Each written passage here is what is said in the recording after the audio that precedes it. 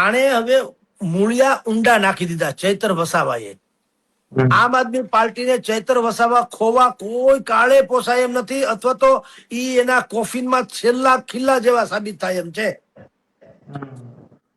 એટલે રાતોરાત આવ્યા હોય, અને સંભવત કારણ કે અંગત શું વાત થઈ એ તો સ્વાભાવિક જ આપણને ખબર ન હોય, કયાસ લગાડવાનો હોય, ખાલી એવી ધારણા કલ્પના કરવાની હોય કે કદાચ એવું કીધું હોય કે તમે અલગ ભિલિસ્તાનના નામે ન કરે નારાયણને ચૂંટણી લડવાનું માનતા હો તો પણ ભવિષ્યમાં કેન્દ્રમાં જે કઈ અમારી ગઠબંધન થવાનું છે, મોરચા બોરચા ઇત્યાદિનું, તો અમારી સાથે તમે સંપર્કમાં રહેજો કે સમર્થનમાં રહેજો, આવી એક વાત કરવા પણ ગયા હોય. આ નંબર 1.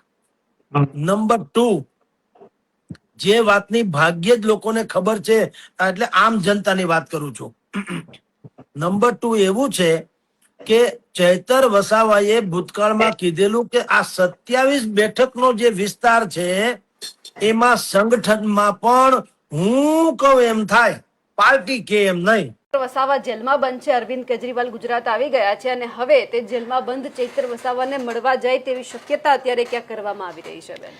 બિલકુલ રિદ્ધિ, જો આ વાત છે ને, આમ જોવા જઈએ તો આમ આદમી પાર્ટીએ છેલ્લે સુધી બહુ જ જેને કહેવાય ને કે ટોપ સિક્રેટ જેવી રાખી હતી કે અરવિંદ કેજરીવાલ આવે છે, કોઈ પ્રેસ કોન્ફરન્સ નથી કરી રહ્યા, કોઈ સભા નથી કરી રહ્યા, કોઈને મળવાનું નહીં, માત્ર ને માત્ર એક જ વસ્તુ, કાલે સવારે જેલ પર જવાનું, ચૈતર વસાવાને મળવાનું ને ચૈતર વસાવા સાથે વાત કરવાની.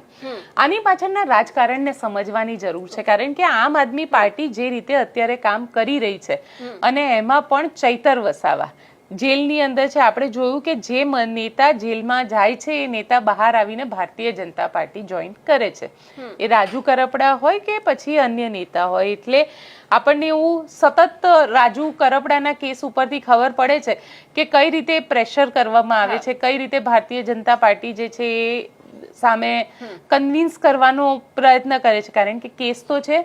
આમાં તો ચૈતર વસાવાનું આખું કેરિયર અત્યારે દાવ પર મુકાઈ ગયું છે. એમનું ધારાસભ્ય પદ હજી સુધી રદ નથી થયું, પણ ગમે ત્યારે રદ થઈ શકે છે. હમણાં વિધાનસભા મળશે ત્યારે પણ રદ થઈ શકે છે.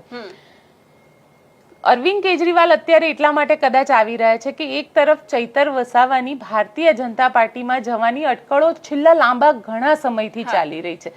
જ્યારથી એમને સજા સંભળાવવામાં આવી છે ત્યારથી આ અટકળો ચાલે છે કે હવે ચૈતર વસાવા ગમે તે સમયે ભારતીય જનતા પાર્ટીમાં જઈ શકે છે, કારણ કે એમને જે સજાથી બચવાનું છે આ તે. પણ અરવિંદ કેજરીવાલ અહીંયા આવી રહ્યા છે એટલે કદાચ હું એવું માની રહી છું, અને મારું એવું માનવું છે ઘણા બધા નેતાઓ સાથે વાત કર્યા બાદ, કે જે રીતે રાજુ કરપડાએ આરોપ લગાવ્યો હતો કે મને ત્યાં આગળ કોઈ મળવા માટે નહોતું આવ્યું, હું જેલમાં હતો, વકીલો નહોતા જતા, તારીખ ઉપર સુનાવણી નહોતી થતી અને એના લીધે મારે વધારે સમય જેલમાં રહેવું પડ્યું છે. તો અહીંયા તો સતત એવો પ્રયત્ન કરવામાં આવી રહ્યો છે કે બધા જ વકીલો છે, સારામાં સારા વકીલો ચૈતર વસાવા માટે કોર્ટની અંદર ઉભા રહે. એટલું જ નહીં, ચૈતર વસાવાને મળવા માટે આ પહેલા જો વાત કરવામાં આવે તો આ પહેલા પણ ઘણા બધા ગોપાલ રાયથી માંડીને ઘણા બધા નેતાઓ જેલમાં મળવા પણ ગયા હતા.